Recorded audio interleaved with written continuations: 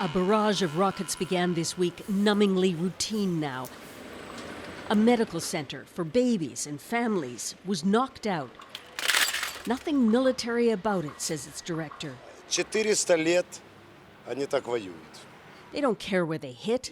The main thing for them is to hit. Clearly, it's terrorism, he says. The clinic was empty overnight, so the damage is structural. But psychological, too. The Russian message to Mykolaiv, we can hurt you. Maria and her son strap on a box of foodstuffs from the World Food Program. Every night, they're shelling, she says, shaking my windows, my doors, and me. I can't sleep till morning.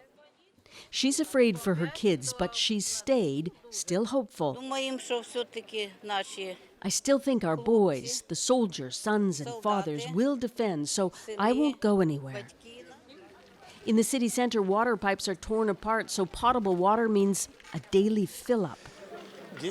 Sergei counts out the liters for cooking, drinking, and the toilet, just for one day. It's war. It's unrestrained, he says. They're not human. Those who've stayed are adapting, lining up patiently for hours for one hot takeaway meal every day. With the front close and a Ukrainian offensive restarted about 10 days ago, blood is urgently needed. But the military shrouds its results and is enforcing sweeping restrictions on battlefield reporting. This is the southern territory that Ukraine is trying to protect. We're about halfway between Mykolaiv and Kherson, occupied by the Russians since March. The front line is to the south here, and this is a pretty active area for shelling still. To the northeast, Alexei's got his crop off and will start sowing a new one next week.